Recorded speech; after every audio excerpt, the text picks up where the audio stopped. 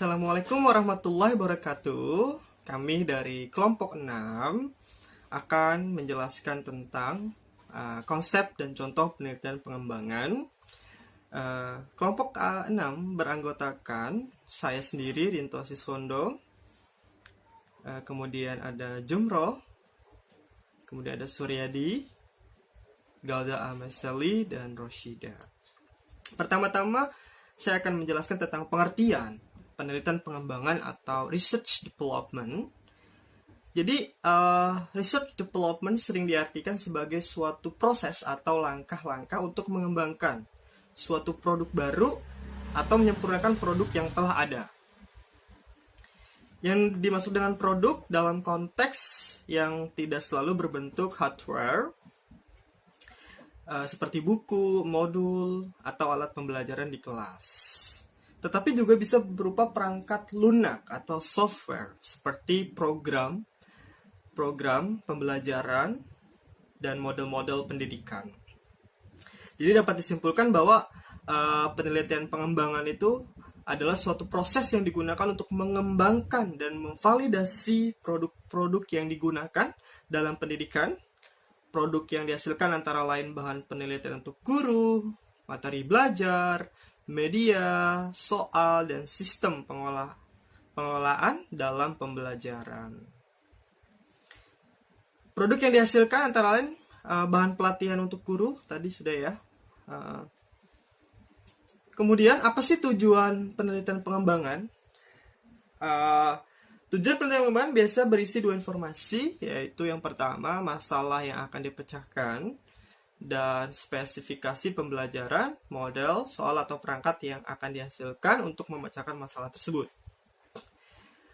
Tujuan penelitian pengembangan adalah menginformasikan proses pengambilan keputusan sepanjang pengembangan dari suatu produk menjadi berkembang dan kemampuan pengembang untuk menciptakan berbagai hal dari jenis ini pada situasi ke depan. Sedangkan menurut ahli, yaitu menurut Acker, tujuan penelitian pengembangan khusus dalam bidang pendidikan dibedakan berdasarkan aspek pengembangan, yakni yang pertama pada bagian kurikulum. Tujuannya adalah menginformasikan proses pengambilan keputusan sepanjang pengembangan suatu produk program untuk meningkatkan suatu program atau produk menjadi berkembang dan kemampuan pengembang untuk menceritakan berbagai hal dari jenis ini pada situasi ke depan. Yang kedua, pada bagian teknologi dan media, tujuannya adalah untuk meningkatkan proses rancangan, instruksional, pengembangan, dan evaluasi yang didasarkan pada situasi pemecahan masalah spesifik yang lain atau proses pemeriksaan yang digeneralisasi. Kemudian yang ketiga pada bagian pelajaran dan instruksi. Tujuannya adalah untuk mengembangkan dalam perancangan lingkungan pembelajaran, perumusan kurikulum, dan penaksiran keberhasilan dan pengamatan dan pembelajaran. Serta secara serempak mengkhususkan untuk berperan dalam pemahaman fundamental ilmiah. Yang keempat pada bagian pendidikan, guru, dan didaktis, tujuannya adalah untuk memberikan kontribusi pembelajaran ke keprofesionalan para guru dan menyempurnakan perubahan dalam suatu pengaturan spesifik bidang pendidikan. Pada bagian didaktis, tujuannya untuk menjadikan penelitian pengembangan sebagai suatu hal interaktif, proses yang melingkar pada penelitian dalam pengembangan di mana gagasan teoritis dari perancang memberi pengembangan produk yang diuji di dalam kelas yang dibentuk mendorong secepatnya ke arah teoritis dan empiris dengan menemukan produk, serta proses pembelajaran dari pengembangan dan teori instruksional. Selanjutnya akan dilanjutkan oleh teman saya. Terima kasih. Baiklah, saya akan melanjutkan materi selanjutnya. Nama saya Roshida, NPM 2018-1357-0017. C. Karakteristik dan motif penelitian pengembangan. Menurut Wayan 2009 ada 4 karakteristik penelitian pengembangan. Yang pertama, masalah yang ingin dipecahkan adalah masalah-masalah nyata yang berkaitan dengan upaya inovatif atau penerapan teknologi dalam pembelajaran sebagai pertanggungjawaban profesional dan komitmennya terhadap memperoleh kualitas dan pelajaran. Yang kedua, pengembangan model, pendekatan metode pembelajaran serta dia belajar menunjang keefektifan pencapaian kompetisi siswa. Yang ketiga, proses pengembangan produk. Validasi yang dilakukan melalui uji ahli dan uji coba lapangan secara terbatas perlu dilakukan sehingga produk yang dihasilkan bermanfaat untuk peningkatan kualitas pembelajaran. Proses yang diembankan validasi uji coba lapangan tersebut seyogianya dideskripsikan secara jelas sehingga dapat dipertanggungjawabkan secara akademik. Yang keempat, proses pengembangan model, pendekatan, modul, metode, media pembelajaran perlu didokumentasikan secara rapi, dilaporkan secara sistematis sesuai dengan kaidah penelitian yang mencerminkan originalitas. Selanjutnya, saya akan menerangkan tentang motif penelitian pengembangan terhadap dikemukakan oleh Acker. Yang pertama, motif dasarnya bahwa penelitian dibayangkan dilakukan bersikap tradisional seperti eksperimen, survei, analisis, korelasi, dan fokusnya pada analisis deskriptif dan tidak memberikan hasil yang berguna untuk desain pengembangan dalam pendidikan.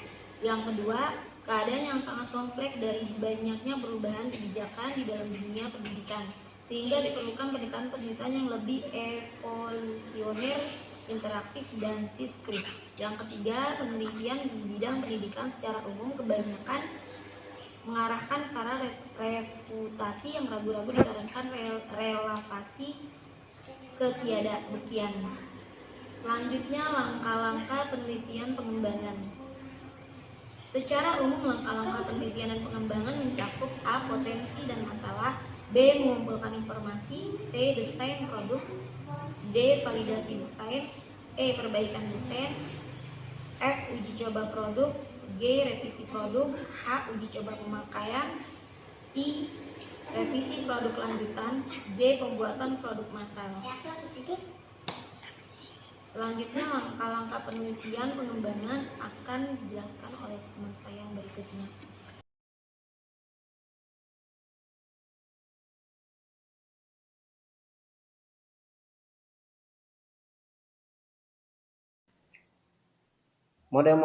Model langkah-langkah penilaian pengembangan. Menurut Bord dan Gall 1983, yang pertama, penelitian dan pengumpulan informasi awal. Yang kedua, atau yang B, perencanaan. Yang C, pengembangan format produk awal. Yang D, revisi produk. Yang E, uji coba lapangan. Yang H, revisi produk akhir. Dan yang I, diseminasi dan implementasi.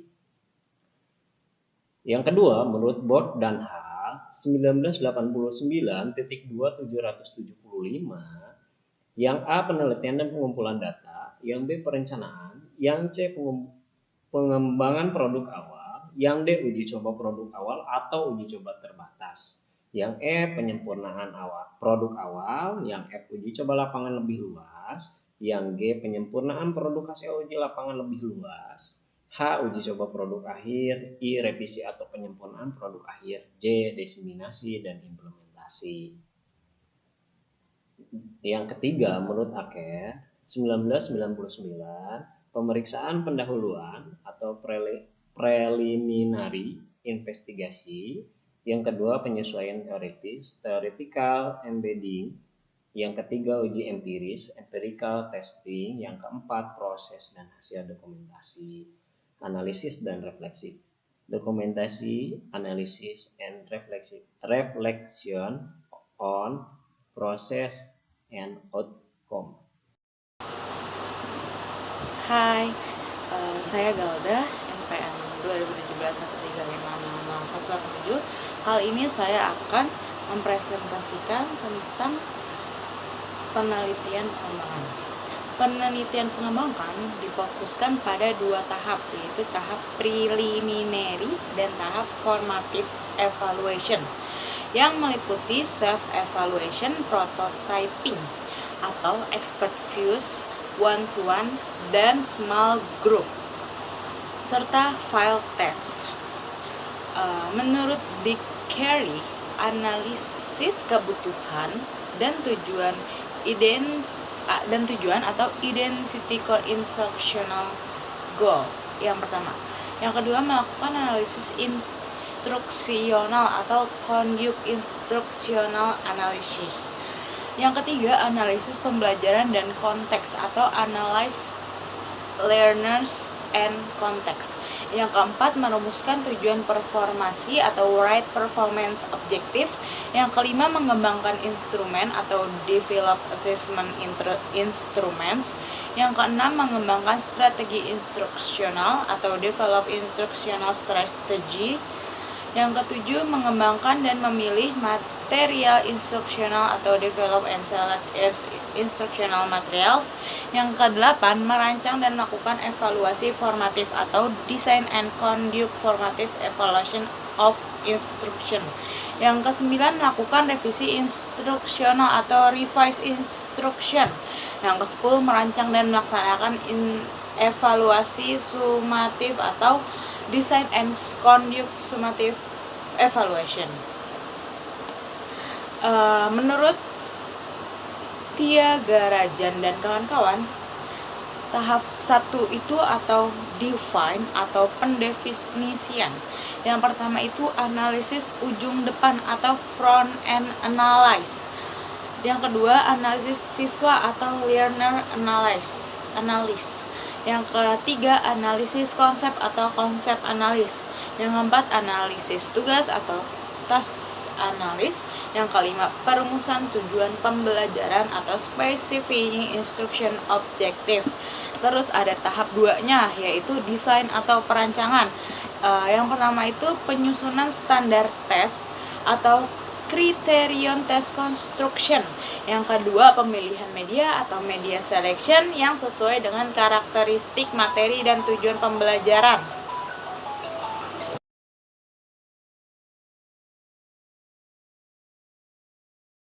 Tiga, ada pemilihan format atau format selection, yakni mengkaji format-format bahan ajar yang ada dan menetapkan format bahan ajar yang akan dikembangkan. Yang keempat, ada membuat rancangan awal atau initial design sesuai format yang dipilih. Lalu yang ketiga, tahap 3, ada develop atau pengembangan. Yang pertama itu penilaian ahli atau expert appraisal yang diikuti dengan revisi. Yang kedua, uji coba pengembangan atau developmental testing. Yang keempat, atau tahap 4, pada tahap 4 itu ada disseminate atau penyebaran. Yang pertama itu analisis penggunaan, yang kedua menentukan strategi dan tema, yang ketiga pemilihan waktu, dan yang keempat pemilihan media. Pada jumlah, saya akan menjelaskan mengenai contoh penelitian pengembangan, di mana sebelumnya teman saya telah menjelaskan mengenai konsep penelitian pengembangan. Dalam rancangan penelitian, terdapat jenis penelitian. Research and Development merupakan metode penelitian yang digunakan untuk menghasilkan produk tertentu dan menguji keefektifan produk tersebut. Menurut pendapat yang diungkapkan Nana Sweidi Sukuma Dinata, bahwa Research and Development merupakan suatu proses atau langkah-langkah yang dilakukan untuk mengembangkan suatu produk yang sudah ada dan disempurnakan kembali, atau mengembangkan sebuah produk baru. Selanjutnya, terdapat subjek penelitian. Ini terdiri dari dua, antara uji ahli materi dan uji ahli media. Uji ahli materi bertujuan untuk menguji kelengkapan dan kelayakan serta berbagai hal yang berkaitan dari segi materi. Contohnya operasi aljabar dan kesesuaian materi dengan kurikulum. Dengan media pembelajaran berupa game edukasi. Selanjutnya, uji ahli media bertujuan untuk mengetahui ketetapan standar minimal yang diterapkan dalam penyusunan media pembelajaran berupa game edukasi untuk mengetahui kemenarikan serta keefektifan. Media pembelajaran matematika berbasis mobile learning melalui game edukasi pada materi operasi aljabar bagi siswa dalam proses pembelajaran. Selanjutnya, lokasi penelitian. Lokasi penelitian ditentukan secara proposif atau ditentukan sesuai tujuan dan dengan sengaja, karena media pembelajaran yang akan dihasilkan diperuntukkan bagi siswa yang masih mengalami kesulitan dan dalam memahami pembelajaran serta mengerjakan soal-soal matematika dan nilai matematika yang masih sangat rendah, sehingga media pembelajaran berupa game edukasi yang menarik sangat dibutuhkan, yang bertujuan sebagai siswa untuk memperbarui semangat siswa. Kemudian metode penelitian. Metode penelitian menurut Suharsini merupakan cara yang digunakan oleh peneliti dalam mengumpulkan data penelitian. Tapi penelitian ini mengacu pada model yang dikembangkan oleh Dick and Carey, yaitu terdapat 5 dalam susunannya. Pertama yaitu tahap analisa. Sebelum melakukan pengembangan terhadap media, pembelajaran ini sangat perlu dilakukan adalah dengan dilakukannya aplikasi analisis kebutuhan. Kedua, tahap perancangan. Tahap ini akan dilakukan adalah merancang produk awal yang akan kita kembangkan. Ketiga, pengembangan produk. Terhadap tahap ini merupakan proses di mana segala sesuatu yang dibutuhkan atau yang akan mendukung semuanya harus disiapkan. Keempat, tahap penerapan. Setelah media pembelajaran berbasis mobile learning melalui game edukasi dinyatakan valid, produk tersebut diuji coba dengan kegiatan pembelajaran. Kelima, tahap evaluasi, yaitu tahap terakhir. Tahap akhir pengembangan ini adalah evaluasi terhadap media pembelajaran berbasis mobile learning melalui game edukasi dengan metode operasi aljabar. Kemudian, jenis data. Penelitian dan pengembangan ini menggunakan data yaitu berupa kuantitatif dan kualitatif. 1. Data kuantitatif adalah data yang diolah dengan perumusan angka. Data kuantitatif diperoleh dari skor angket, penilaian validatif, dan penilaian siswa. Kedua, data kualitatif adalah data yang berupa deskripsi dalam bentuk kalimat. Data kualitatif ini berupa kritik dan saran validator terhadap produk yang dikembangkan dan deskripsikan keterlaksanaan uji coba produk. Kemudian, teknik pengumpulan data. Tahap ini yaitu teknik pengumpulan data dalam penelitian pengembangan ini menggunakan 2 jenis, yaitu wawancara dan angket. Wawancara digunakan untuk membantu pengumpulan data dalam melakukan studi pendahuluan untuk menemukan masalah-masalah yang akan diteliti, dan juga teknik ini dapat membantu peneliti untuk mengetahui masukan-masukan secara mendalam dari responden penelitian. Kedua, angket. Kuesioner merupakan sebuah teknik dalam pengumpulan data dengan cara memberikan seperangkat pertanyaan ataupun pernyataan tertulis kepada populasi atau sampel penelitian. Selanjutnya akan dijelaskan oleh teman saya. Terima kasih. Saya Galda Amiseli, NPM 2017 135000187. Kali ini saya akan melanjutkan presentasi yang telah dipresentasikan oleh teman saya, yaitu teknik pengumpulan data. Teknik pengumpulan data dalam penelitian pengembangan ini menggunakan dua jenis, yaitu wawancara dan kuesioner atau angket. Yang pertama ada wawancara. Wawancara digunakan untuk membantu pengumpulan data dalam melakukan studi pendahuluan untuk menemukan masalah-masalah yang akan diteliti, dan juga teknik ini dapat membantu peneliti untuk mengetahui masukan-masukan secara mendalam dari responden penelitian. Yang kedua ada angket atau kuesioner. Kuesioner merupakan sebuah teknik dalam pengumpulan data dengan cara memberikan seperangkat pertanyaan ataupun pernyataan tertulis kepada populasi atau sampel penelitian. Lalu ada instrumen pengumpulan data. Instrumen merupakan alat yang digunakan dalam mempermudah pelaksanaan sesuatu berdasarkan pada tujuan penelitian. Dirancang dan disusun instrumen sebagai berikut. 1. Instrumen non-tes. Instrumen berupa wawancara kepada guru dan siswa yang disusun untuk mengetahui media apa yang sesuai dengan kebutuhan siswa dan berfungsi untuk memberi masukan dalam pengembangan media pembelajaran berbasis mobile learning melalui game edukasi, yaitu ada analisis kebutuhan, validasi ahli, dan respon. Lalu ada yang kedua, selanjutnya ada instrumen pengumpulan data. Instrumen uji coba produk. Instrumen ini berbentuk angket uji aspek kemenarikan yang diberikan kepada guru dan beberapa pertanyaan secara langsung yang diberikan kepada siswa. Yang selanjutnya ada teknik analisis data. Teknik analisis data pada penelitian ini menggunakan teknik analisis deskriptif kualitatif yang memaparkan hasil pengembangan produk yang dikembangkan.